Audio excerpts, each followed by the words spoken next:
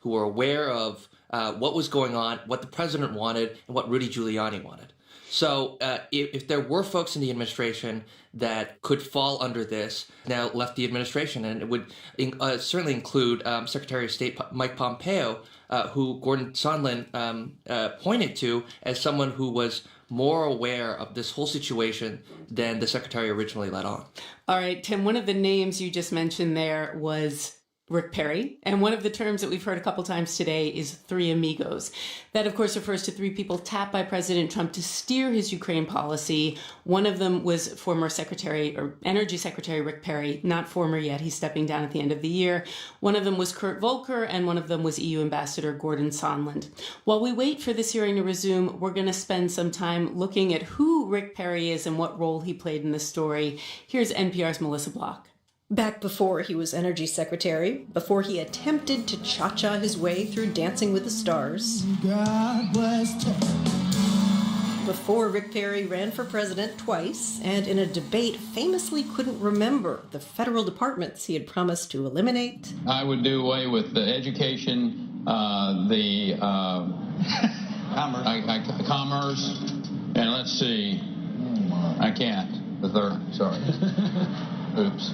And you can't make this up. That last department Perry wanted to axe but couldn't remember, it was the Energy Department, which he now heads.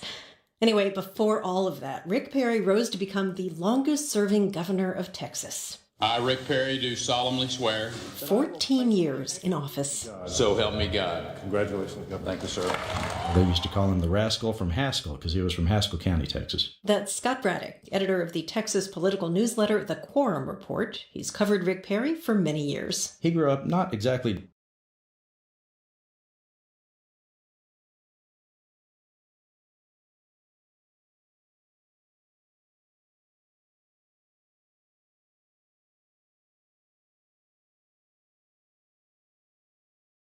Rick Perry has pretty much flown under the radar up until now, avoiding scandal. He's focused on opening global markets to U.S. oil and gas.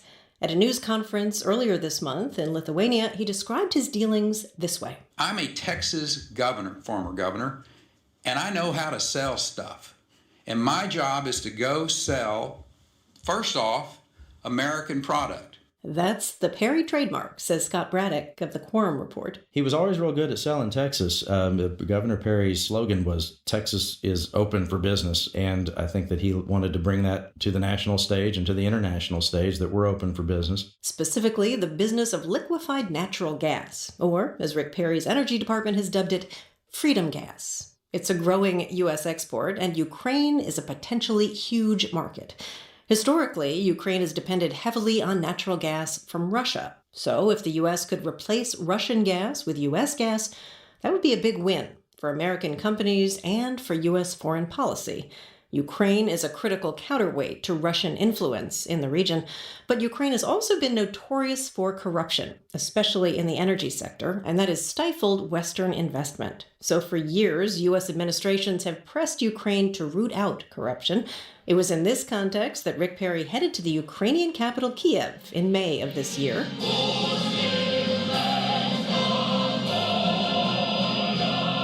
He was leading the U.S. delegation to the inauguration of the newly elected president, Volodymyr Zelensky. According to the whistleblower's complaint, Vice President Mike Pence was supposed to head that delegation, but President Trump instructed Pence to cancel his trip, and Perry went in his place. Also with Perry were the other members of the trio who called themselves the Three Amigos: Gordon Sondland, the ambassador to the European Union, and Kurt Volker, then the U.S. Special Representative for Ukraine. Within days of leaving Kiev, those three amigos were back in the Oval Office meeting with President Trump. They told him Zelensky was a reformer, and they wanted Trump to call him. Rick Perry was asked about this on his visit to Lithuania this month. Absolutely. I asked the president multiple times, Mr. President, we think it is in the United States and in Ukraine's best interest that you and the president of Ukraine have conversations, that you discuss the options that are there. So absolutely yes. But Trump wasn't having it. Here's how Rick Perry described what happened next in an interview on the podcast The Journal, which is produced by Gimlet and the Wall Street Journal. The president's like, until I'm comfortable that these guys have straightened up their act. And so what did straighten up their act mean? And the president said, visit with Rudy. Rudy Giuliani, Trump's personal lawyer, who had been on a crusade for months, alleging that Ukraine colluded with Democrats in the 2016 election. So, as Rick Perry told Wall Street Journal reporter Tim Pucco, he did what Trump told him to do. He called Giuliani. And I called, and we had never had a conversation before. I called Mayor Giuliani and said, okay, tell me what's going on here. We're trying to get these folks in to meet so that we can move forward with some good economic development, sell them gas. And the president just ain't interested in talking. And as I recall the conversation, he said, look, the president is really concerned that there are people in Ukraine that tried to beat him during his presidential election. He thinks they're corrupt. As Perry recounted that phone call, Giuliani insisted that it was Ukraine, not Russia, that interfered in the 2016 election, and that it did so to hurt Trump. That's a conspiracy theory that has been debunked. One thing that was not mentioned, Perry told the Wall Street Journal, the name Biden. Never, not in one conversation, not from the president, not from Gordon Sondland, not from Kurt Volker, not from anybody on the Zelensky team, did I ever hear the name Biden. Never, not once. And remember, that's at the heart of the impeachment inquiry. Democrats want to know whether Trump tried to force a foreign power to interfere in the 2020 election. Was Trump telling the Ukrainians, unless you agree to dig up dirt on my opponent, Joe Biden, and his son Hunter, who sat on the board of a Ukrainian energy company, unless you do that, you won't get your invitation to the White House and will hold your military aid hostage. Rick Perry has said repeatedly that he didn't know of any such quid pro quo, but Democrats in Congress aren't convinced. First of all, can we please see your emails and your texts so that we can know if what you just said is true? That's Democratic Congressman Jim Himes of Connecticut. He sits on the House Intelligence Committee, which is leading the impeachment inquiry. That's the core question. And of course, since Rick Perry was very much at the center of the communication with the Ukrainians and presumably with the president, all of our questions would pertain to the extent that he observed U.S. policy being sidelined in favor of the president's personal political agenda. House Democrats have subpoenaed a raft of documents and communications from Secretary Perry about the Ukraine affair. The Energy Department has refused to comply with that subpoena. Yesterday, speaking outside the White House, Perry called the impeachment investigation a charade. I'm not going to participate. The White House has advised us not to participate. My general counsel has told me not to participate in what they consider to be an unprecedented effort to try to use an inquiry in an unlawful way. There's another wrinkle to all this, and it has to do with Ukraine's state-controlled behemoth oil and gas company Naftogaz, which has widely been seen as a playground for Ukraine's oligarchs, rife with corruption. In this Naftogaz corporate video, the words transparency, open markets, and new rules to tackle corruption flash on the screen in English. We know now that two Republican donors who are business associates of Rudy Giuliani were trying to install new management at Naftogaz as they were trying to get lucrative gas contracts funneled their way.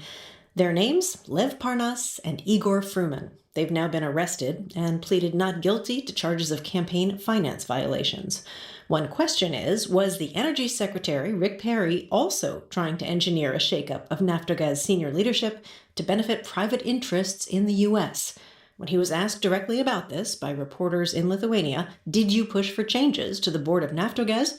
Perry answered this way. The government of Ukraine did, in fact, ask us for, who are the people that can help come and modernize. Perry said he gave the Ukrainians the names of American energy experts who could advise them, but he denied reports that he was trying to force an overhaul of the Naftogaz board.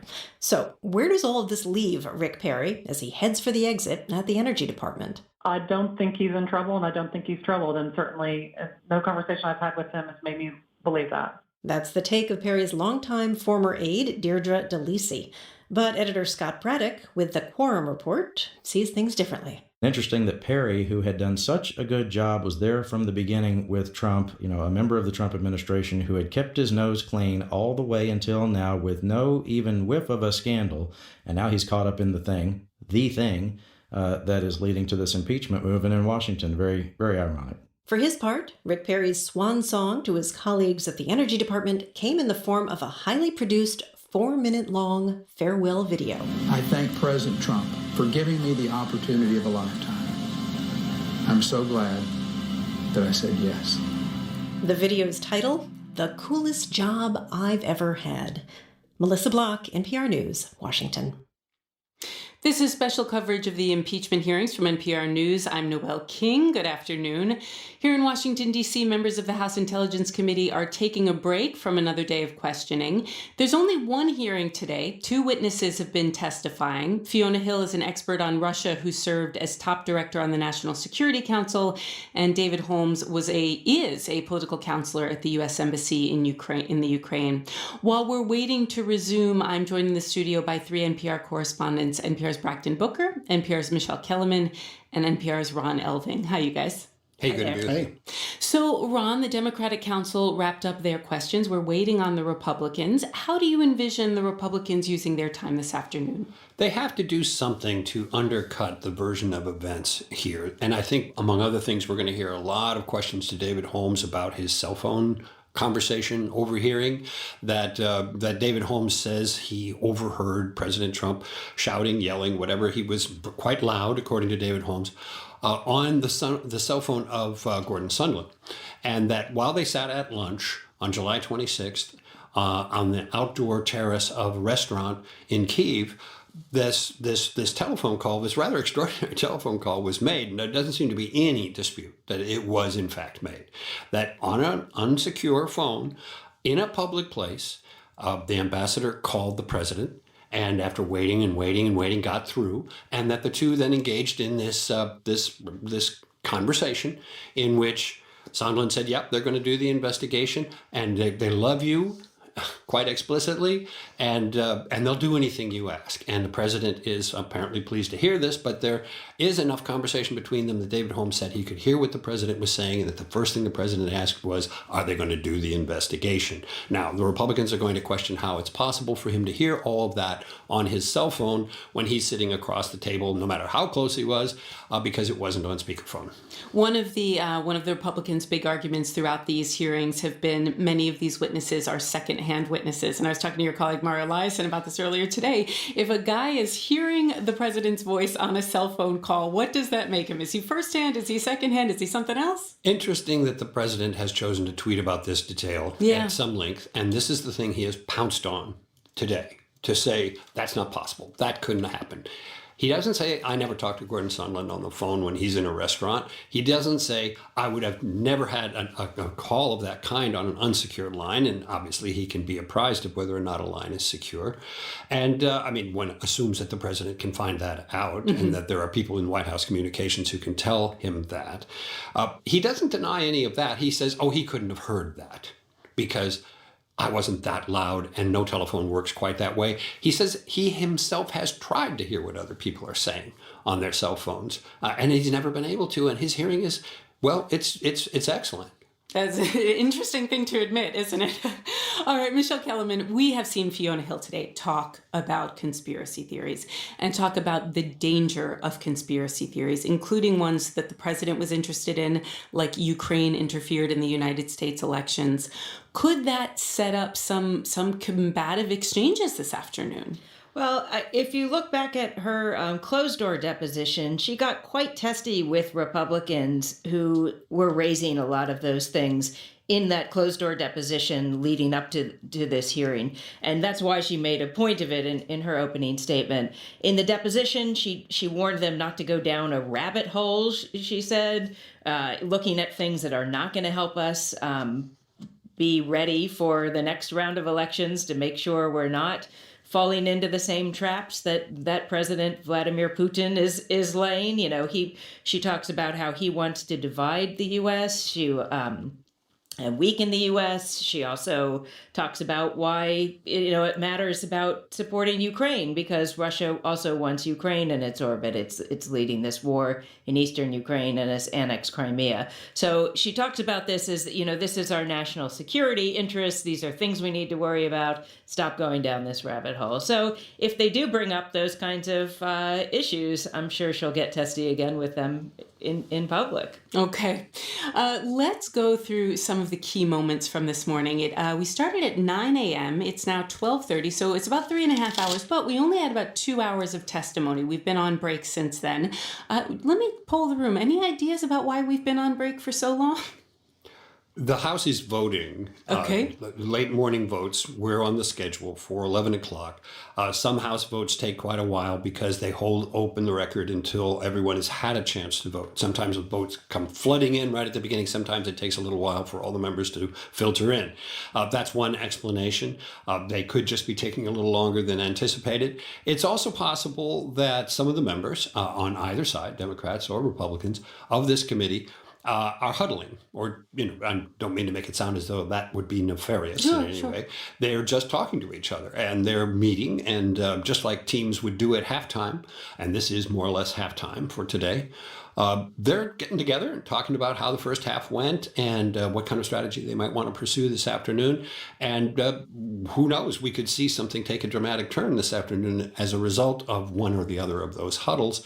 Or on the other hand, maybe they're just taking a long time to get back over from the Capitol. They have to cross either by street, get back to the Longworth building where they're having these hearings, or they have to go through the tunnel underneath, which is a walk. There's not a subway in that particular connection between the Capitol and Longworth. So they have to walk. And they may also be running into their staffs who have other things they want them to pay attention to. So there's never a great shock to a delay on Capitol Hill. Fair enough. All right, so let's look back at some of the key moments from this morning.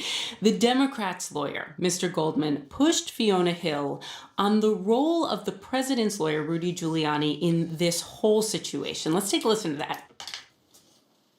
Around this time, Dr. Hill, you also, I believe, testified that Ambassador Bolton had expressed some views to you about Mr. Giuliani's interest in Ukraine. Do you recall what you said? Correct.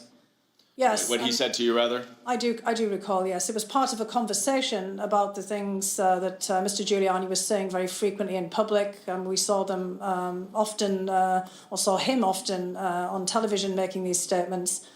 And I had already brought to Ambassador Bolton's attention the attacks, the smear campaign against Ambassador Yovanovitch, and expressed great regret about how this was unfolding, and in fact the shameful way in which Ambassador Yovanovitch was being smeared and attacked. And I'd asked if there was anything that we could do about it.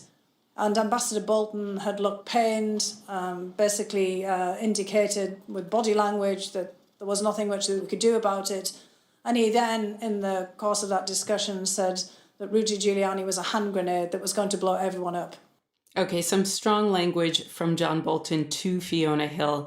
Michelle, we have not heard from John Bolton. I know that a lot of people would like to, but he is a central figure in this story, isn't he? And he's not testifying. He was invited to, and he kind of challenged them to subpoena him, but he made clear that he was going to fight it in court. So he's not cooperating at the moment with this.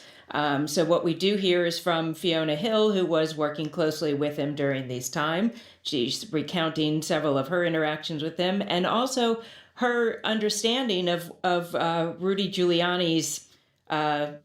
Rudy Giuliani had the ear of the president on Ukraine. Yeah. That became clear to everybody, and she was watching. She testified in her deposition that she would, go home late at night and watch Fox News so she could see what he was saying, because by this time he had repeated a lot of falsehoods about Marie Yovanovitch, who was the ambassador to Ukraine, who was ousted.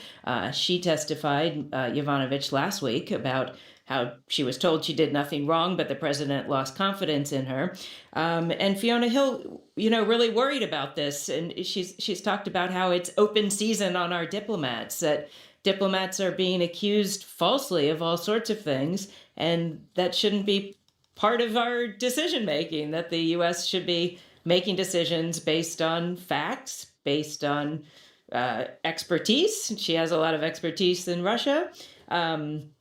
She decided to leave the administration. She had been there for 2.5 years. So she was actually gone by the time this phone call had happened, but she was raising alarms early on about it within the administration.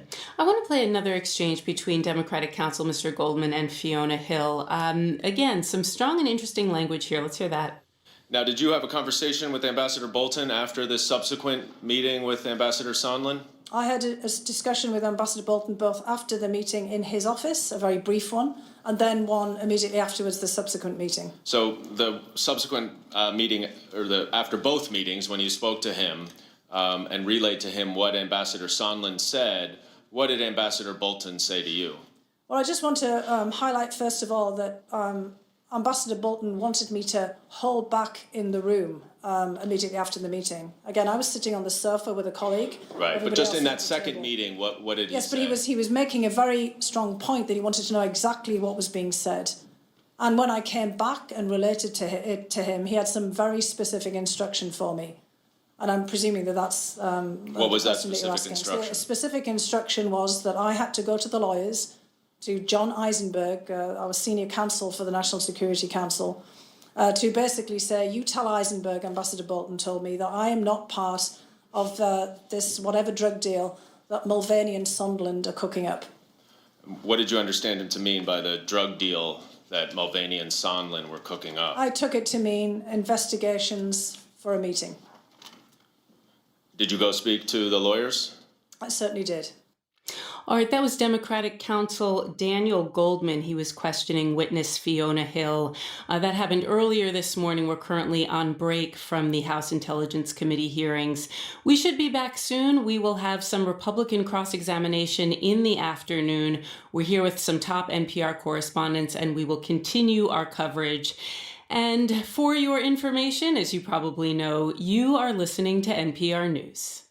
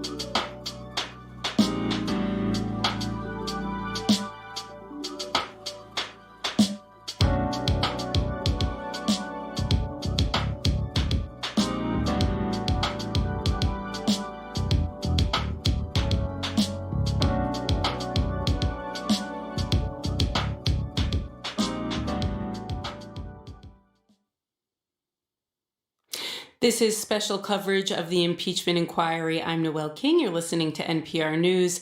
I'm in studio with 3 NPR correspondents, Michelle Kellerman, Braxton Booker, and Ron Elvin. Guys, thanks so much for being here.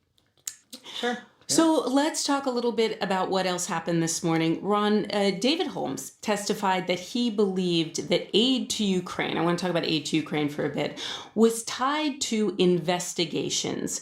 What new insights, if any, did he provide beyond what we heard from U.S. Ambassador to the EU, Gordon Sondland, who testified to very much the same thing yesterday? Yes, and David Holmes is someone who initially had not thought that he had a great deal to offer here or fresh insight or anything, but he did stop and think, wow, this Sondland relationship, I actually have direct relationship with that. I have direct information about that. I had firsthand witness information about that because I heard the president's voice on the telephone and because Ambassador Sondland was telling me about what the president was saying in a real-time situation. And he remembers this and he goes back over his own recollections and he comes forward to comply with this request for information because he is in a position as a staffer in the embassy of the United States in Kyiv, working for William Taylor, and William Taylor is his boss. So he goes to his boss, William Taylor, before he testifies, and he was one of the witnesses on the very first day last week.